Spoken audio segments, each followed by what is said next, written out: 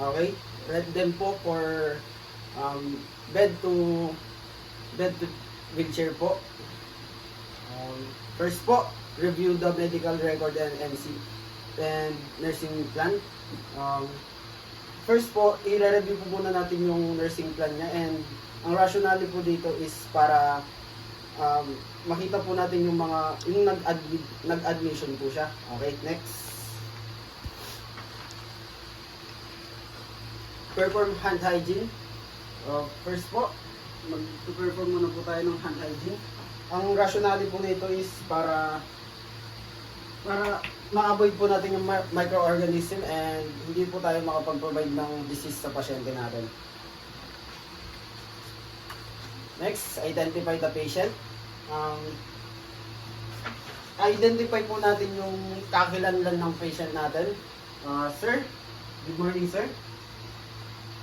My name is David Cardanza, your student nurse at 6 a.m. to 6 p.m. sir. My name, what's your name sir? Emmanuel Tolentino. Okay sir. How old are you sir? 19. Okay sir, thank you. Ang rationale po natin dito is para malaman po natin yung kakilanlan din po ng pasyente, and para po alam natin yung service na mabibigay natin siya, and ma-lessen po yung error ng pagkabigay po natin ng maling service sa pasyente natin. Okay? Next, move equipment and provide privacy po. Ialis na po natin yung mga equipment natin na ginamit sa kanina. And magpo-provide po tayo ng privacy by closing the curtains and the door. Okay? Ginagawa po natin ito para mabigay po natin yung privacy sa pasyente natin, and ma-avoid po natin yung embarrassment ng pasyente natin towards other po kung nasa ward naman po siya. And next po, place bed in the position lower. Okay? Sa situation po natin ngayon is hindi po natin maalis po yung mababa yung bed natin kasi sobrang baba na po. And ano po? So, ginagawa po natin yan para ma-lessen po yung risk ng injuries, and maalis na po natin yun. Okay. Next, lock bed in lowest position and brakes. Kung maaari po may locks po to dito, ilalock po natin yan so hindi po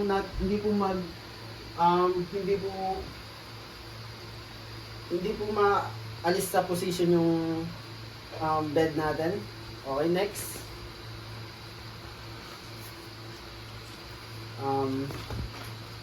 Encourage the patient to stand and noise limitation po. Sir, ano yun po natin? Pakita yun po tayo sir. Kung kaya nyo po, pausog po sa gilid. Okay po. Ginagawa po natin yan so para mas madali po siyang makapag-transfer po sa chair natin, sa wheelchair po natin. Okay? Next po, lower side rail and position yourself properly po. Next po is gagawin naman po natin is i-lower po natin yung side rail ng pasyente po natin. So para makapag-side na po siya and madali po natin siyang ma-transfer sa wheelchair. Next po, assist patient to sit on side of the bed. Sir, kaya niyo po bang ilagay yung pa dito sir? Okay. Thank you sir. Ginagawa po natin yan so para po alam po natin yung position na kung saan natin siya ilalagay, and alam po natin kung paano po siya ilagay dun sa wheelchair na kailangan niyang puntahan. Okay po. Next po, assess po natin siya for dizziness and any problems po. Ginagawa po natin yun po para alam po natin yung yung limitation niya for kung may nararamdaman po siyang pagkahilo, and ma-avoid po natin yung risk po ng injury and mas hindi na po lumala yung kung anong meron po siya. And next po, foot robe and non-skid footwear.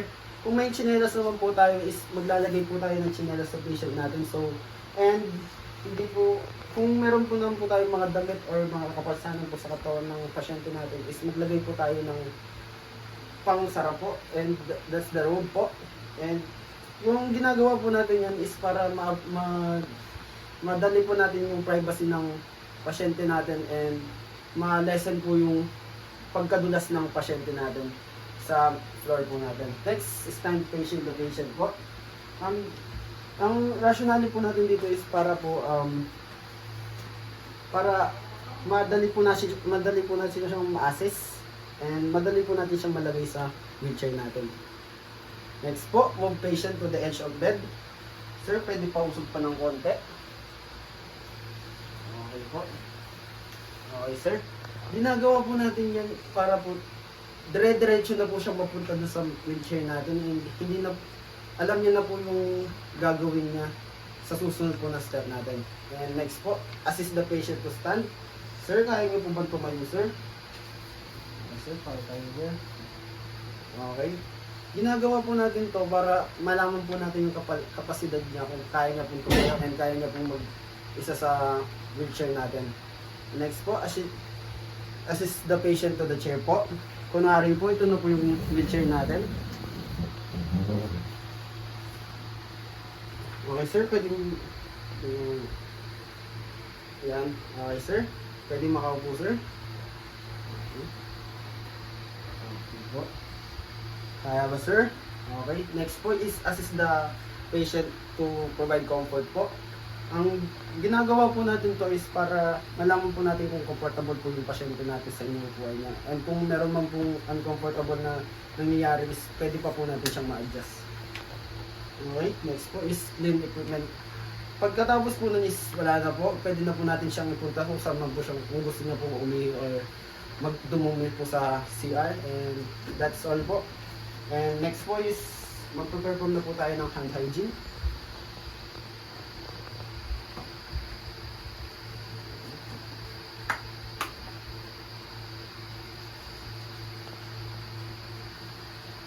Okay. That's all po. Thank you. Okay. Prep them po for chair to bed. First up po is review the medical record and nursing plan.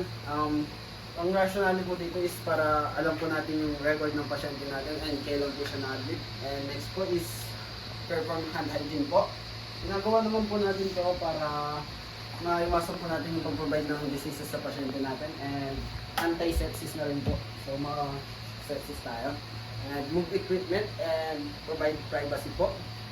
Sarap po natin yung pinto and curtains po para makapag-provide po tayo ng privacy sa kanya and ma-lessen po yung embarrassment or shy po ng pasyente natin.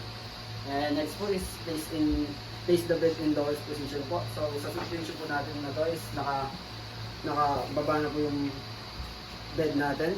And ginagawa po natin yan para madali pong makalipat yung pasyente natin sa bed natin. And next po is lock bed. And nilalak po natin yung bed natin. Ginagawa naman po natin yan so para hindi malesen po yung fall injury and kung ano man po injury pang kayang gawin po yung pagkakilala. Next please, encourage the patient to stand up po. Ginagawa naman po natin to para alam po natin yung limitation ng pasyente natin. So kung kaya niyo pong tumayo. Sir, kaya niyo po bang tumayo? Okay, kaya naman po raw. Okay, okay sir. And now sir, lower the side rail and position the client properly po. Iaalis po natin yung side rail ng side po na pag-upuan ng pasyente natin. So kaya niya pong makaupo po sa side na yun. And next po is assist the patient to sit on bedside. Okay sir, kaya niyo po bang upo sir? Okay, upo po tayo. Okay. Ginagawa naman po natin yan. So para alam po natin kung saan po i-pesto yung pasyente natin. And next po is stand facing the patient po. Ginagawa naman po natin to so para kaya po natin magtanong or kung nakakapil po ba siya ng mga dizziness or any problems po. Okay. Next po is move the patient to edge of the bed. Yan po. So sa lagi po na yun is na nakaupo na po yung pasyente natin. Ginagawa po natin yun so para alam po natin kung mahuhulog pa po ba siya sa position na meron siya or hindi na po.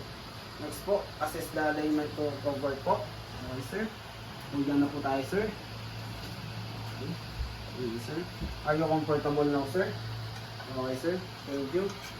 Ginagawa po natin yan, so para kung meron man pong uncomfortable feeling ng pasyente natin is kaya pa po natin i-adjust.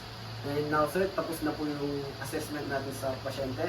Now, sir, clean and perform hand hygiene na naman po. Ginagawa po natin to, so para sa next patient po natin is hindi na po tayo makapagpasa ng kung anong diseases po yung last patient natin. Thank you po.